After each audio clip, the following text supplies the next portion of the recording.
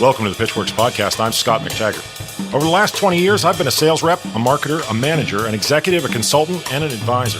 This show is designed to give you access to my list of contacts so that you can learn more about how to present your ideas at work and succeed in your career.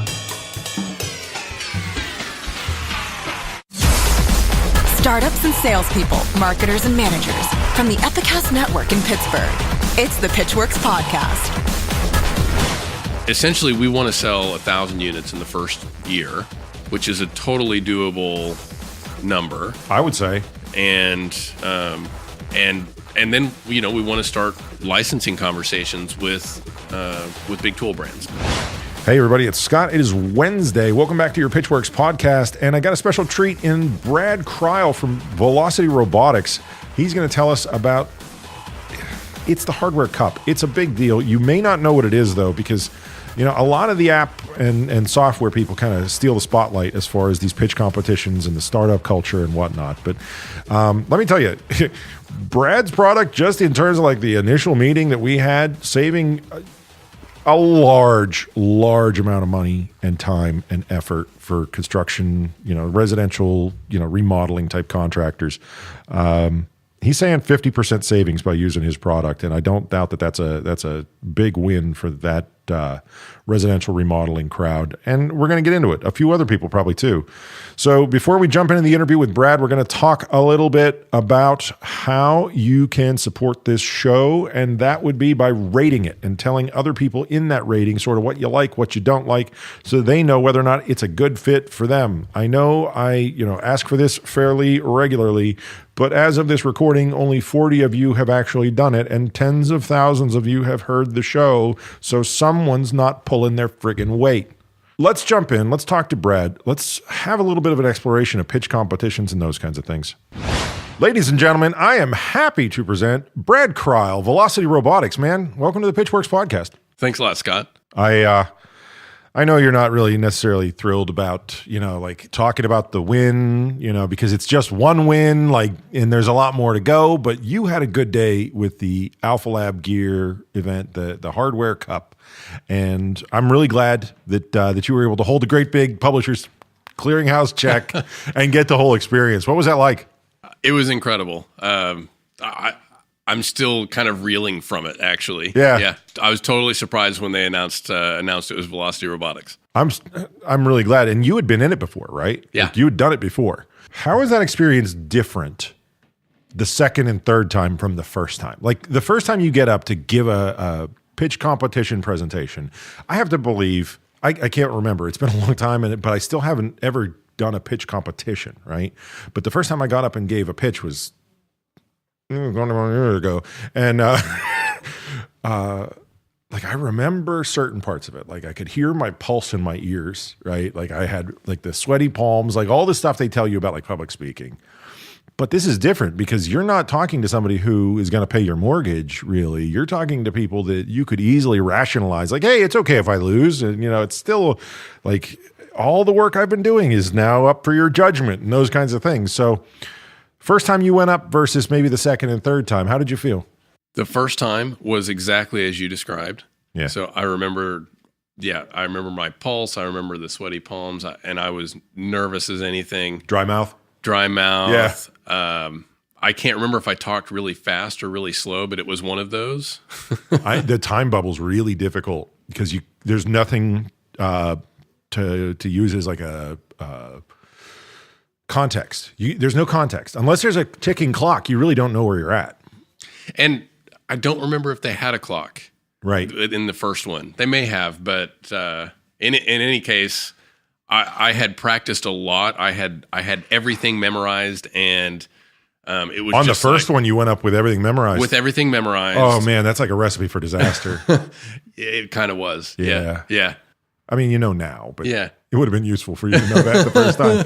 What was that? 2 years ago? It was 2 years ago. Yeah, and I think I knew about it about a week in advance. Oh, and it was the first time that I'd ever pitched to anybody.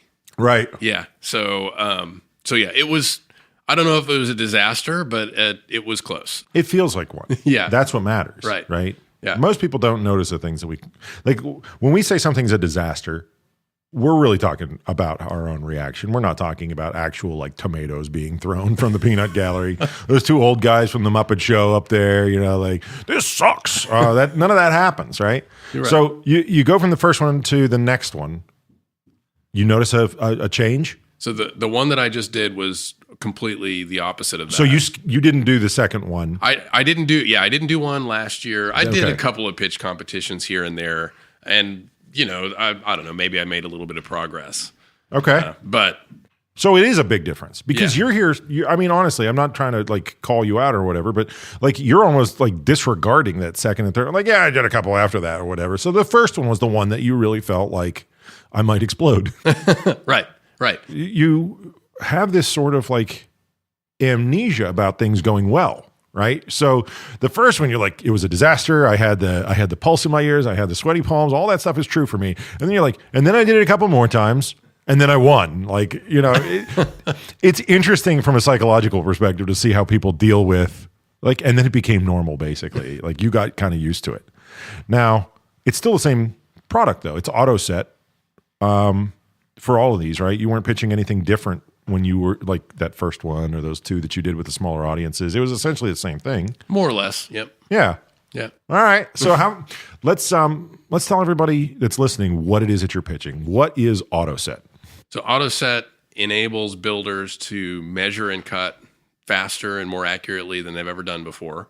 It is it's an attachment to a miter saw, which is a tool that's used on every construction site to cut material to length. Nice. And so with Autoset, each cut is about 50% faster than if you measure and cut manually. And there's a bunch of other workflow features as well that kind of enhance workflow. So we attach to a Bluetooth connected tape measure. Nice. So, that's cool anyway. Yeah. Even, by the way, just the tape measure with a mobile app by itself offers a bunch of benefits over. I'm just talking about the whole shop talking to each other though, because I'm like the king of not trusting the thing I just measured. Right? Like I'll measure something and I'll be like, okay, that was 8 1/3. You're like, wait a minute, is that right? I don't know if that's right. I got to go back and do it again. Or then like I have to scratch it down. And sometimes I transpose the digits. So that just on its own is cool. And it's easy to read on the wrong side of the line, and it's easy to so one of the things that kind of influenced this to begin with was I was tiling my bathroom in my upstairs, right? Yeah. And I was doing this thing where each column of tiles had a random offset from the column before it. Nice. And so there was no like, oh, well, this is the uneven row, so it's this long. It was every row was completely different. You had to recalculate every time. Yeah. But you would have noticed when you got to the end, like, oh, I made a mistake. And so, I mean, I had to, for every single cut, I had to go up and down the stairs because it was a wet saw. You have to cut it outside. Right. Yeah. It's a mess. Yeah. It's a total mess. And so I was running up and down the stairs, and my hands were wet and had tile mud all over them and everything. And there was no way that I was going to be able to write anything down. That's a really cool origin story.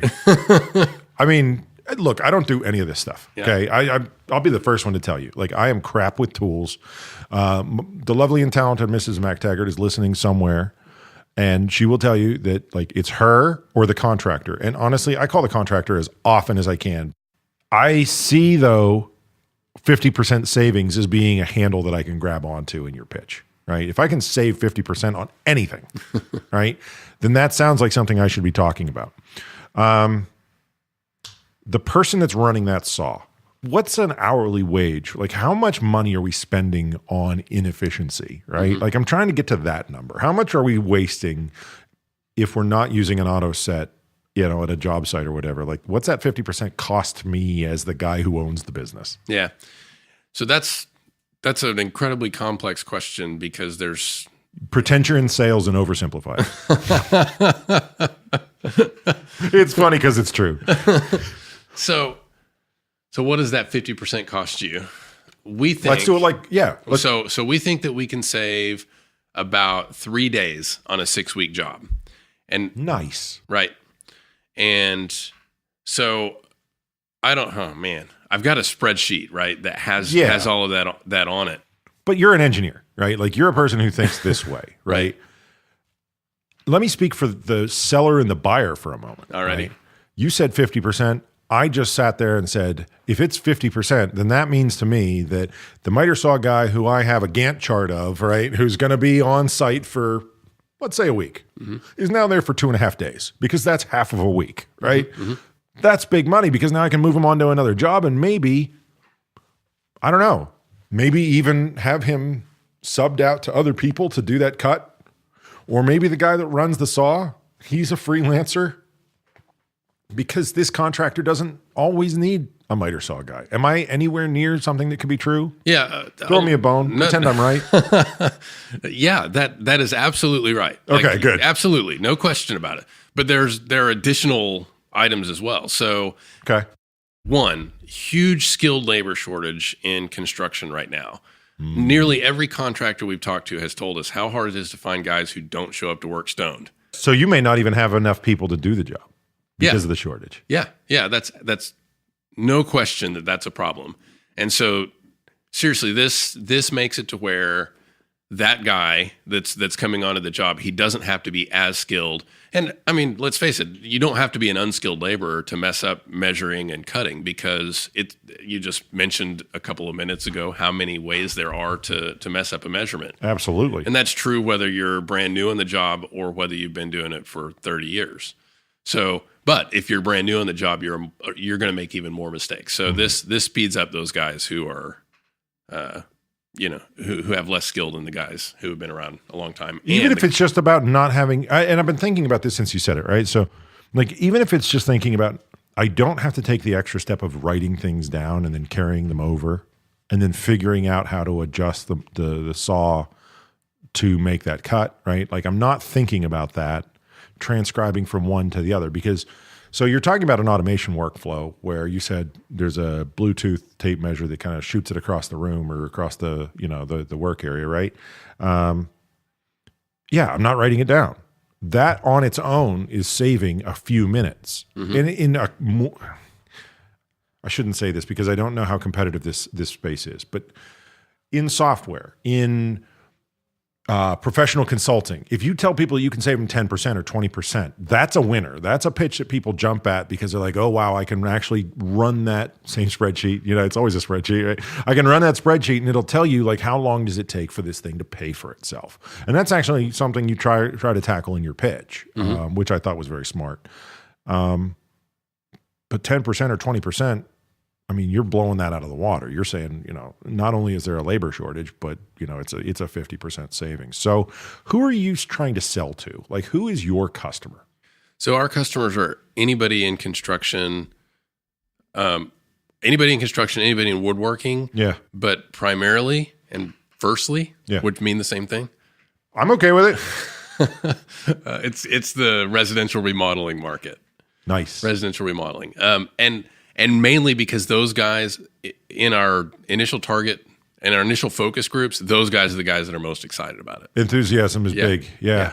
Somebody very recently did an event on this, and they said, the more product market fit you have, the easier the initial sales are because of the enthusiasm when people finally find that thing that they've been looking for.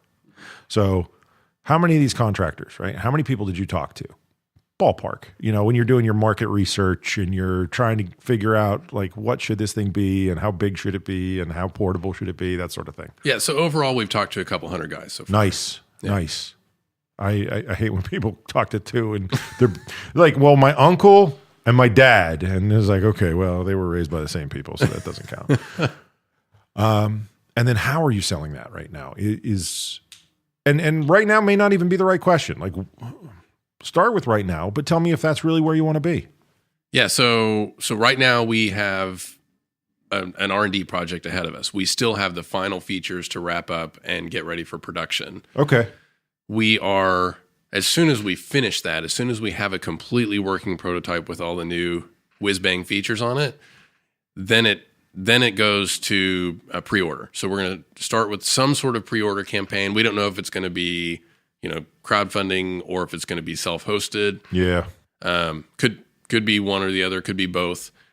And essentially we want to sell 1,000 units in the first year, which is a totally doable number, I would say. And then we want to start licensing conversations with big tool brands. Yeah, once people find out that it's good, right? Yeah, right. So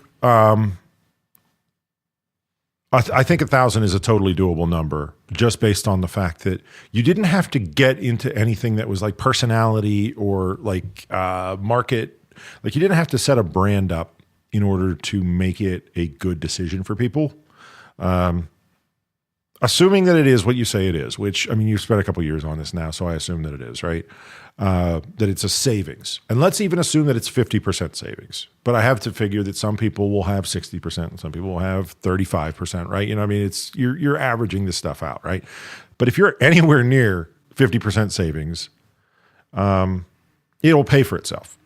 And that's the important thing. Like, that's where it becomes a no-brainer. Mm-hmm.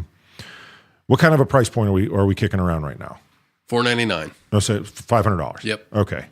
And then, so yeah, you're talking in terms of a payback. That's not a long time if you're in the residential construction market. It's a matter of weeks. There you go. Yeah. And then once you have, I mean, okay. So since you're doing the R&D thing, it's probably too early to ask this question, but how long does a unit last is obviously the only thing left, right? It's like, okay, do you expect it to last a year or 2 years or whatever? But if it pays for itself in a matter of weeks, right, it's all gingerbread at that point. It's all just icing on the cake. It is. But I mean, this is going into a market that values quality tools. Yeah. And so it needs to be able to last several years, I would say. 1,000, that's a good number. Yeah. I think you're going to crush it. I have to believe that whenever there's that, like in cameras, they call it prosumer, right? There's that person who wants the pro quality stuff in their own house, mm-hmm. right? You have to believe that you're going to get some of that. Absolutely. No question. There's a prosumer, and we've used that term as well. I'll call it hardcore DIYers. Yeah. Right. And those are the guys who are doing a major renovation, who are working every weekend, who have a, professionally set up shop. Yeah. Right. I've met these guys. Yeah. And their kids come and take one tool off the pegboard, and it's like all of a sudden it's like the witch trials. I know you have the hammer, Gary. Where did my Autoset go? I mean, so yeah, there's prosumer. So we're starting with residential remodeling, but there's also residential construction. There's commercial remodeling. There's commercial construction. Yeah. And each of these have their own kind of niche workflows. Yeah. And the associated apps that we're building can help with those associated workflows as well. One of the things we're talking about is a floor plan app. So you sketch out a floor plan, you take measurements, and those measurements go directly into the floor plan. And then if you're a professional, then you can take those measurements and turn them into a quote that goes directly to your customer. And there are kind of variations on that theme as well. So we've got a fenestration app that's just windows and doors. I knew what that was. Because once upon a time I was a 13-year-old boy and I had a defenestration sold to me in this history class. It's like this is why history is cool. And they're like, yes, there was a guy who was defenestrated. Anyway. Thrown out of a window is what defenestration is. Auto defenestration is when you jump out of a window. That's terrible. All right, so welcome back to the Fenestration Works podcast. And let's just, let's bring it home, right? The people who work on the glass and the doors, they're glaziers, okay? They're glaziers, okay? The glaziers handle your fenestration. This has been your vocabulary lesson for today. So you got an app with measurements. You can send the customer a quote. They receive it in like probably a PDF or an interactive sort of format. That's awesome. And you can take that same data and send it to the factory as well.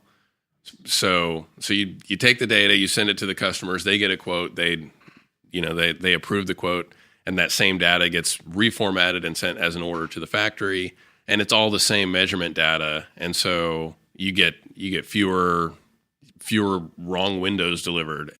One of the members of our board of advisors actually runs a mill, and Nice. Yeah. so you've got finished carpentry, you've got cabinetry, and then there's also kind of this thing that we've talked about with an open market of downloadable designs. So something like what do they call that one? Like the 3D printers do with the Thingiverse and that kind of thing. Thingiverse, yeah, like exactly like that. So you download cut lists, right? Kind of like from the old catalogs that like woodworking catalogs and stuff. And except for in this case, you just import it directly into Autoset.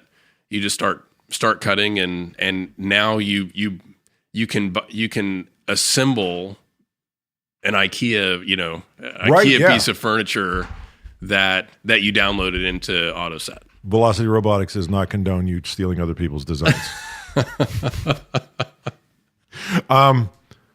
So yeah, you've got like people who make furniture. You've got people who make like all these types of people. And I'm not trying to like get in your head, right? But isn't it now like a little bit daunting when you think about how many different places you could go? Like how do you feel like you're going to manage that going forward? All these opportunities, and it's like you've got to pick the right one. You've got to pick like the most profitable one, or the one that like has the highest payback, or just the one that has the shortest window. I don't know. How are you going to do this once it starts rolling?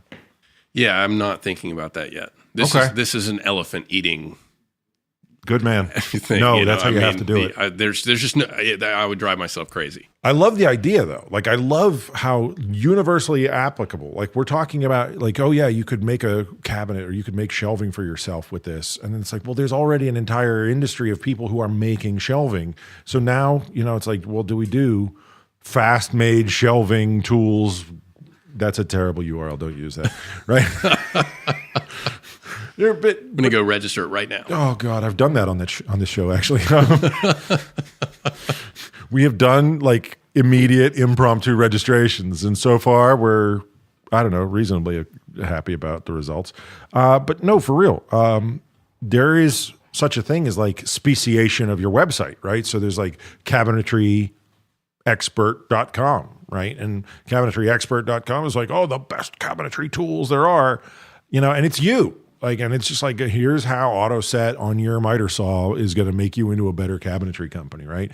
And then it's furnituregenius.com. Don't register these. Don't. It's not funny. Stop.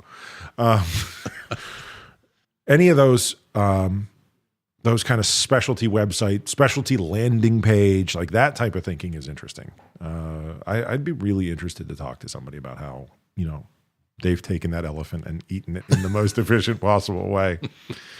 So you won the Hardware Cup that brought in people from Philadelphia, brought in people from New York, all different types. What happens next in that whole, Hardware Cup universe? Yeah, so we're going to nationals. Nice. And those happen in mid-April. And actually this year... That's not far. No, it's not. This year's kind of interesting. So they've done international... They've brought in international teams the last couple of years. I remember last year, yeah. Yeah, but it was really long last year. I don't know if you remember, but it was like 12 pitches or something, and people were leaving and falling asleep and stuff. How long are the nationals pitches? Same. Okay, so it's 4 minutes. That's what I thought. The 4 minutes was the last time. 4 Q&A. Yep. So you'll just keep doing the same pitch, basically. Same deal. I may add a couple of other little flourishes here and there, but basically the same deal. And so we will do the nationals off stage. So the nationals happen earlier in the day. There's 6 national teams that are competing. The 2 winners from nationals go on to the international competition, which is at the public event that night. And there will be 5 or 6 international teams. So it'll be, what is that? 6 or 7. Yeah. Well, right. It depends. Yeah, right. Total teams pitching at that evening. Cool. Now, after you won the one that that was here in Pittsburgh, did they give you feedback on the pitch? Did they tell you like we liked this and we didn't like that? I haven't gotten that feedback yet. Right. I do have an appointment to get that feedback. Oh, cool. So they do that. Mm-hmm. I mean, that's interesting. Because I'd be very tempted if I didn't get feedback just to leave my pitch alone, right? I mean, that's what people do. If you win with something, you don't change the formula.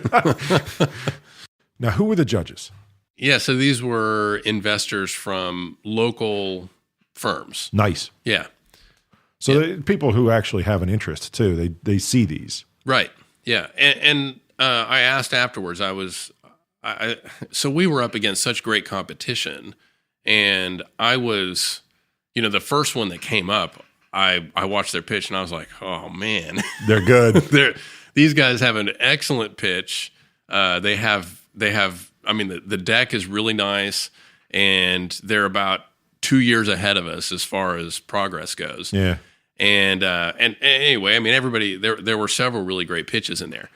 And so one of the things that I wondered about was, well, I think I did a pretty good job on the pitch. I think we had a good deck, got a good product and everything, but clearly we're not as far along as some of these other companies.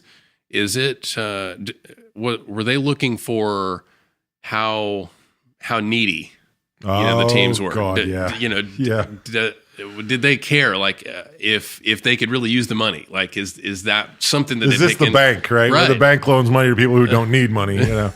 So everybody show up in your tuxedos and your monocles, and let's hope that the Monopoly Man gambit works out for us.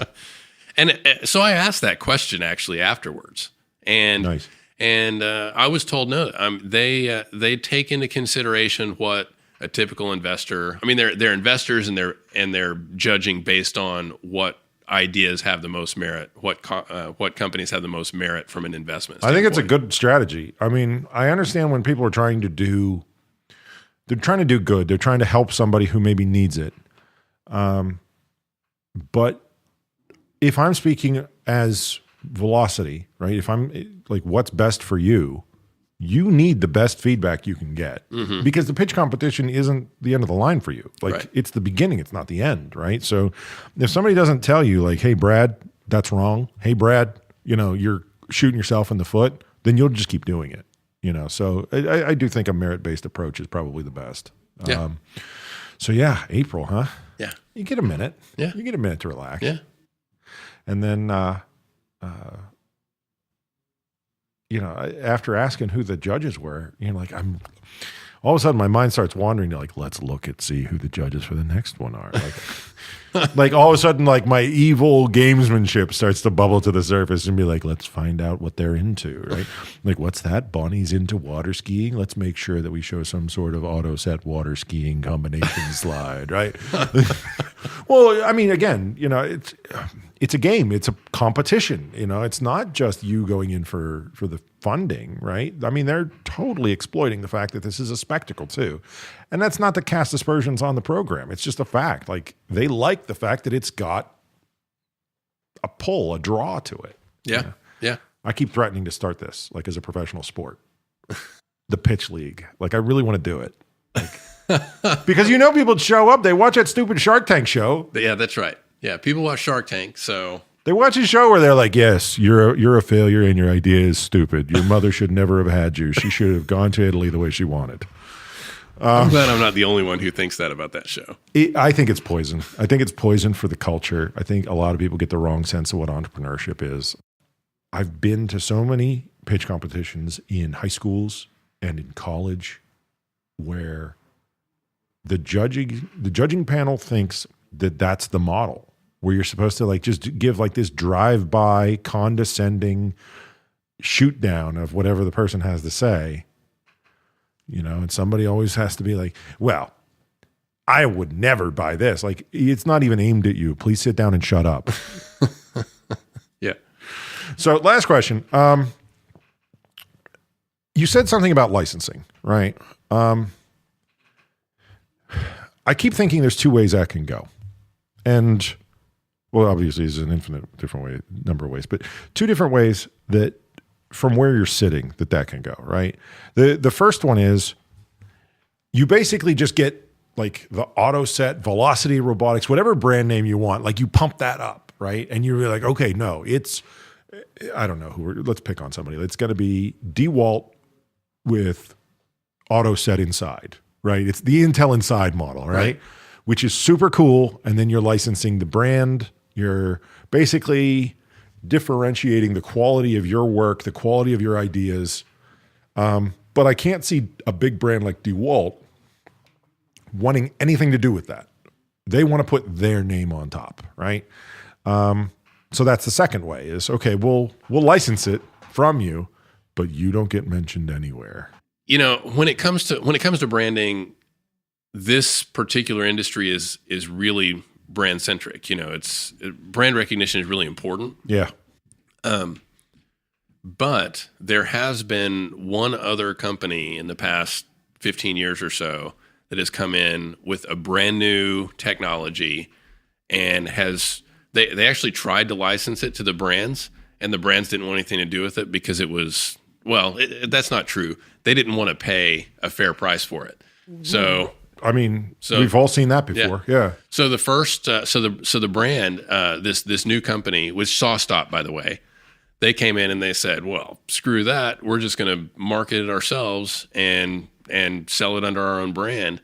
And now they're one of the most popular table saws on the market. That's what happens. So they're kind of our shining example of, you know. That's awesome. Yeah. No, you need that like model to conform to. You go, okay, what did SawStop do? And let's ask them, or at least not ask them, but model after what they did. We can ask them too. Well, that's cool too. We know those guys, or one of our advisors knows those guys and provide an intro. So that's fantastic. Yeah, there we go. Yeah. Wow. Brad, I really hope you have a good time and come home with something. I'm not gonna jinx you, right? I'm just gonna say, I hope you come home with something you find valuable in April, right? I have a feeling you're gonna have a really good time and you're gonna learn a lot from this process. Congratulations on what you were able to come through with. Thank you for sharing your experiences and your insight with our audience. Thank you so much, Scott. Appreciate it. All right, that's the end of the ride. Thanks to Brad, thanks to Velocity Robotics, and good luck in April. We're pulling for you. We hope you do well. Thanks for coming on the show.